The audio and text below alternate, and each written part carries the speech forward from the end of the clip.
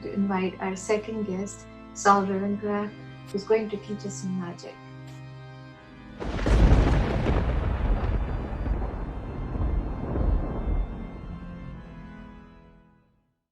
Normally, I'm behind the scenes on this stuff. It's kind of unusual for me to step out front. How are you doing?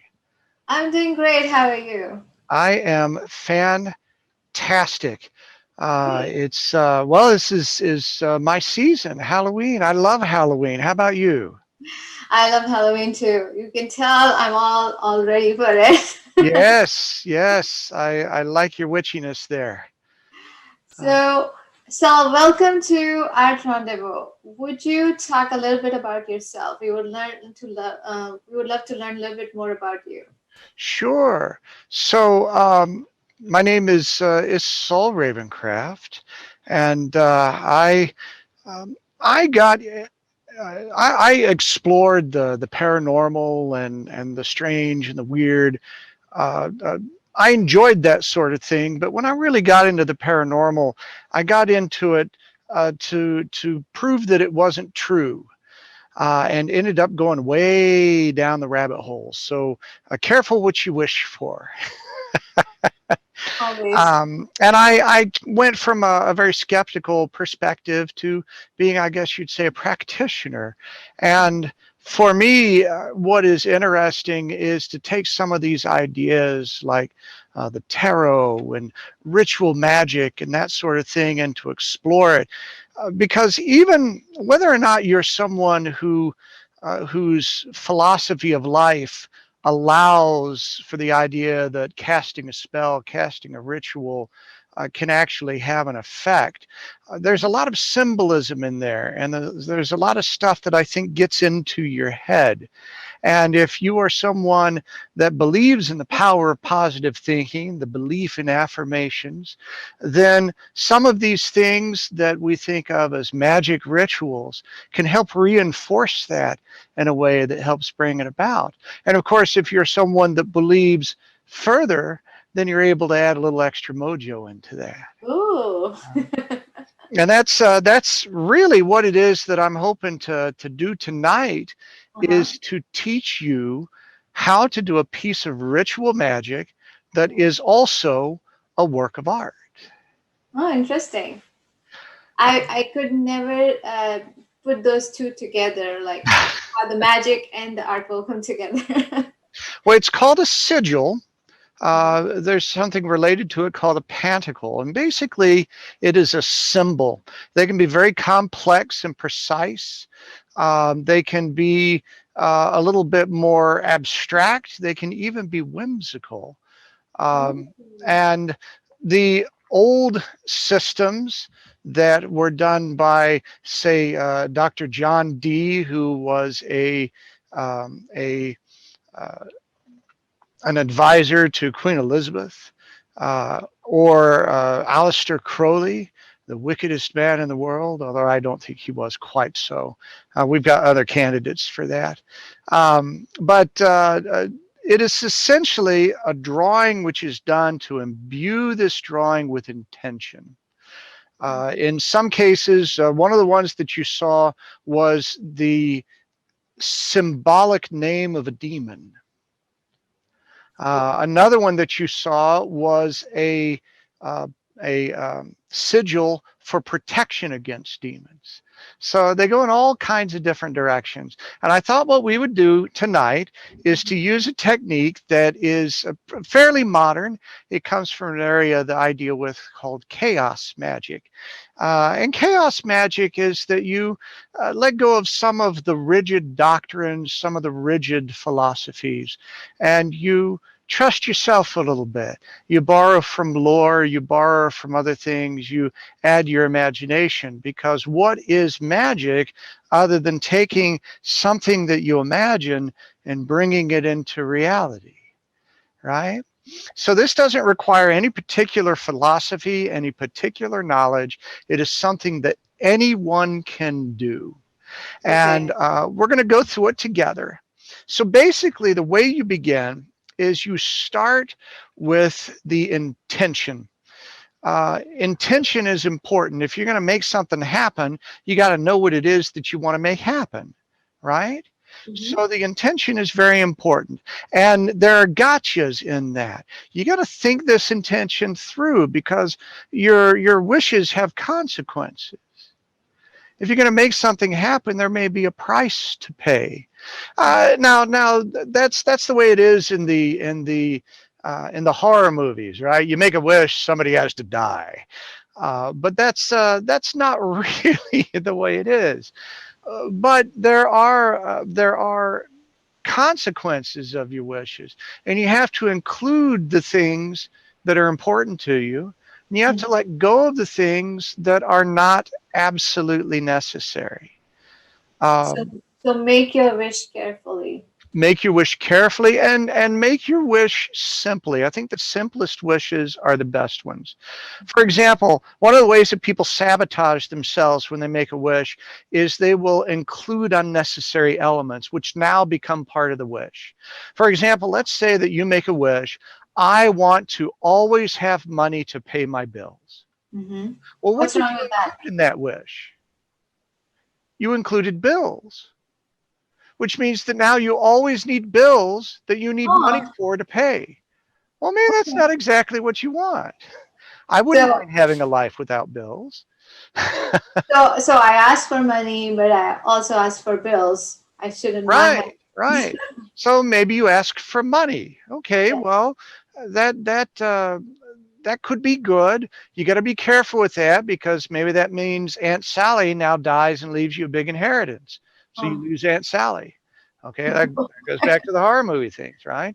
But Right. money really what you want? Do you really want to sit in your room by yourself counting your gold? Mhm. Or do you want the things that money will bring you? Could you be satisfied spending your life surrounded by art and artists and travel and you never hold another dollar bill for as long as you live? That's a good way. I, Yeah. I think I could work that out, Yeah. right? I don't need to hold the money and smell the money or anything like that to be happy. I want that the money is a tool for me. So my Yeah. wish would really be about what I want the money to bring me, however it will come. If it Right. comes through gifts or surprises or anything like that, that's good. I don't have to pay for it in Yeah. order to be satisfied. So I tried to think of what would be a good wish for us today.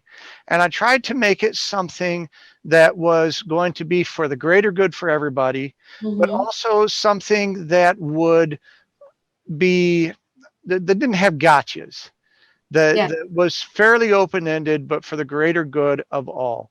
And I know that I mean, you and I have had conversations about how it's nice to interact over video, but wouldn't it be nice to get in person, be doing art shows, and giving hugs and all those human things that we don't get to do through these little screens. Yes. And I think everybody is feeling that right now. Most of Right. the things that we're missing right now are because we have to be physically distant. Notice I didn't say socially distant. I'm changing my language because words mean things. It's the same Yeah. as casting a spell. Yeah. Social distancing means isolation and loneliness.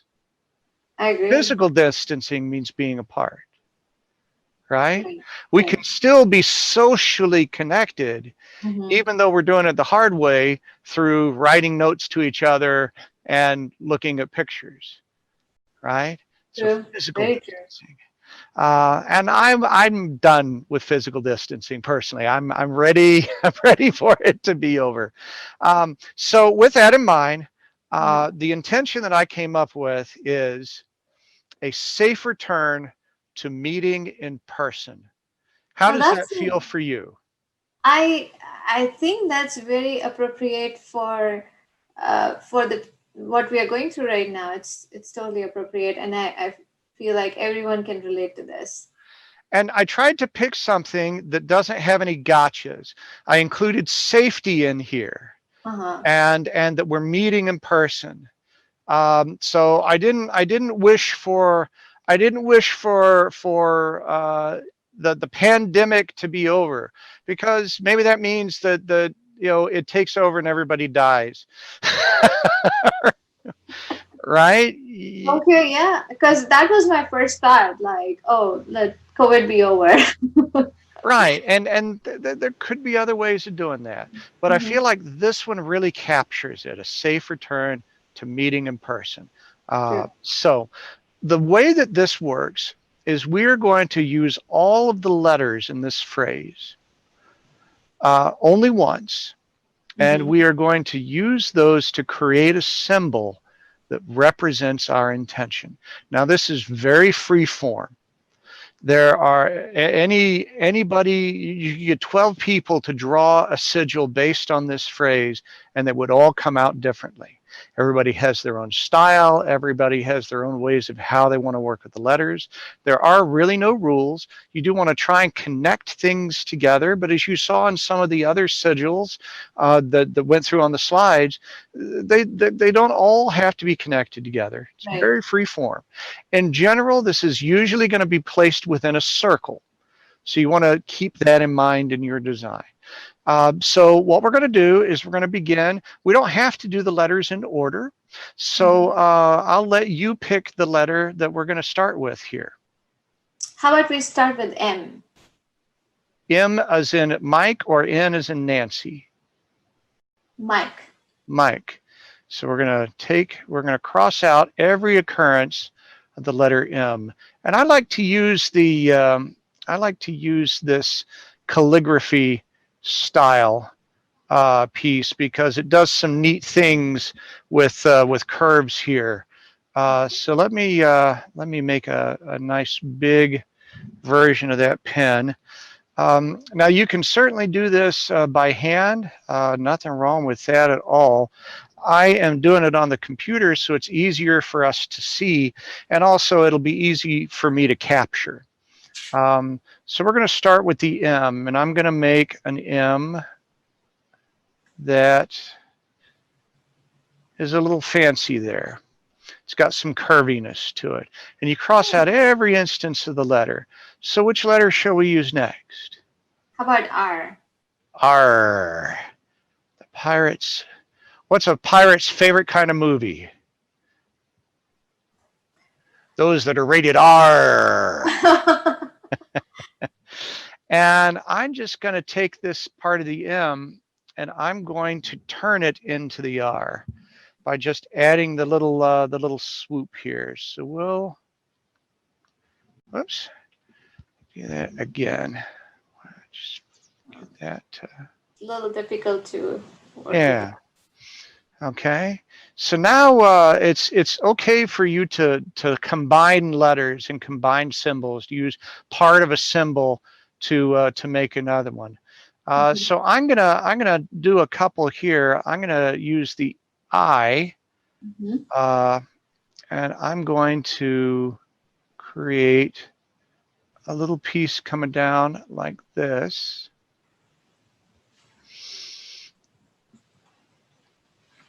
And let me make a nice wide base there. All right.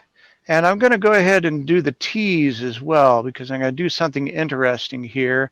I'm going to actually put the T right in the middle of our I. I think that's an interesting looking symbol. Oh Uh, yeah. so which one shall we do next? How about we go with S? S. S's are fun. You can do all kinds of things with the S. And you can make letters backwards when you do this, which is fun. Let's just put that right up there. It looks kind of like someone flapping in the wind there. Which letter do you like next? How about P? The P. All I feel right. like I'm on Wheel of Fortune. Yeah. So I'm going to put the P right down here very subtly as part of the eye. I think that's an interesting look. What uh, what shall we do next? A. A. All right. We've got just the one A, and I'm going to make it upside down I'm going to make it kind of like an anarchy A here. Interesting. That just feels right to me. Um, what should we do next? I think we have E left and N, just those two. E, O, and N. E O N. Okay. So let's go with O. All right. And I'm going to put the O here. It kind of balances out that other symbol and provides some symmetry, but they're different. Um, and we've got the E and the F. So I tell you what, I'm going to put my F here. I'm going to put my E here. That looks kind of like Hebrew, doesn't it? And Yep. we've got a U, and I'm going to put that U right off the end of there, kind of like a little tail. That's something that I like to do. I'll do that a lot when I make these. And we've got the N here. So um, let's put the N here, and then the only thing left is that G, and so let's put that here. Actually, I don't like the way that looks. Let me redraw that.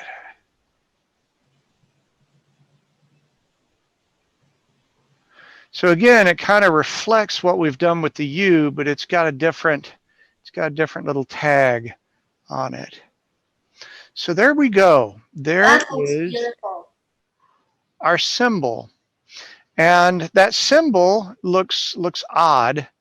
I'm going to go ahead and combine these into a single unit here so that I can scale it easily. Um, and then maybe we go ahead and make it more like an official pentacle. Let me put a circle around it. I'm looking around my camera here while I do this. Whoops, that's not what I wanted to do. All right, so we're going to draw our circle here, but we're going to get rid of the inside here, and we're going to thicken up that outside.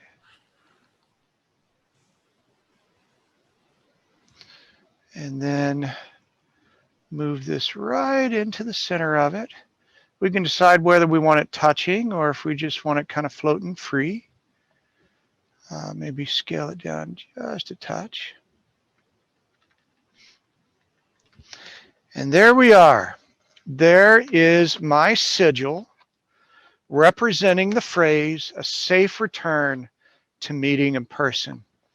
Now, I could draw this, and notice that if you decide you want to draw it, you might approach that differently from Mm-hmm. here than the way that we designed it. Yes, I was trying to draw as you were teaching, but the mine does not look nice. Well, that's all right, and it's okay to have your own style. Some people make it very angular, very precise. After Yes. doing these for a while, and after studying a lot of different versions of how sigils have been done historically, I incorporate aspects of that style, the way some of the lines come Mhm. together and the little things that offshoot here, particularly things like these little bits at the end is something that I've seen on a lot of different Yeah. historic sigils.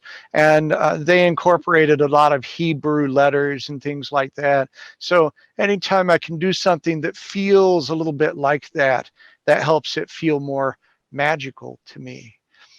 Yes, So it does. what I encourage you to do, and Mhm. what I encourage everybody to do, is to take this phrase, a safe return to meeting in person Hmm. and using those letters one at a time in any order that you want. You can go straight down the line, nothing wrong with that. Or you can use this, randomize it the way that we did. Go with what letters feel good, and make your own sigil. Do it a few times and see which one you like. Once you've got it the way, the design, tweak it a little bit. Play with Yeah, sizes of things, with styles of things. Now, I know that I asked you if you were going to play with this when we were preparing for this. Did you make a sigil? I did, but mine was, I don't know if you can see it. It's this is what I came up with to safe return in person. Um, but I mean, the way you made it just now, it looks really really good. I just use the letters as is, but I can see if I have some more fun with this, then it would turn into an actual symbol. It doesn't look like an actual symbol right now. Well, it does on some levels. I like the triangle. Is that big triangle your letter A? Mhm. Yes, And it looks like you're playing a little bit, combining some of the letters yes, I in did. ways to turn them into unusual symbols. Yeah. So I have seen historic sigils that have that style of angular pieces there. And if you just do a search on Google for sigils, you'll see all different approaches. Hmm. So once you have your sigil, you can just hang that up where you can look at it, and that will remind you about the intention that you were trying to bring forward. But if you Okay. want to go a little further with it, Hmm. there are rituals that you can do to empower it. You can you can make a copy of it, and you can state that as your intention, and burn that as you send that wish out into the universe. And Oh, then wow. keep another copy that you keep on you, keep where you can see it from time to time to remind you of that wish that is running. The thing that I really like about a sigil is that it keeps your intention somewhat secret. It Yeah. works because you're thinking about it and giving it power. But let's say that the intention you're trying to bring about is I want to I want to find a better place to work. Okay? Having that sign, a sign that says that sitting on your desk at work may not be Oh, that may not work the way you want it to. right. Your colleagues may go, "Oh, really?" Uh, Ah. and decide that you're not really trustworthy anymore. But if you turn it into a symbol and maybe decorate it up, put some other stuff around it. I like to put some sort of a phrase on it that people can read that has nothing to do with the intention. Some kind of hang in there sort of thing that people can look at and they'll completely ignore the symbol. So, And that intention works for you, but no one else knows what's going on. So it has some secrecy there, but which if you put a phrase in there which has nothing to do, subconsciously, even you are looking at it, right? well, you don't want it to make it contrary, Okay. right? So Yeah. so I wouldn't put a phrase that was the opposite of that, because yeah, that would fuse the two of them. Right. But if you had a phrase that was like "Have a nice day," that Yeah. pretty much for anything, Yeah. then that puts you in a really good position to have that other intention. It's not going to mess with you, but the real intention underneath there happens in secret. And personally, the way I do things, I think it is so much fun to have an intention right in front of people, and they have no idea what they're looking at. Especially people that get some people get um, unpleasant about this kind of stuff, Yeah. and Yeah. being able to have that kind of thing secretly right in front of them amuses me quite a bit. This was so much fun. Thank you for teaching this. And I mean, I had no idea that you can make your own. I thought these were just the historic symbols that some people made, and I had no idea that you can personalize it and everyone can make their Well, that's the whole point of magic. You're supposed to make it your own. own. Well, thank So you next, so we're much. going to do some trick or treating. Yes, now it's time for us to go trick and treat. Oh, I Are can't you wait coming? for this. Are you coming with us? I can. Can I? Yes, absolutely. All right. Well, let's go trick or treating.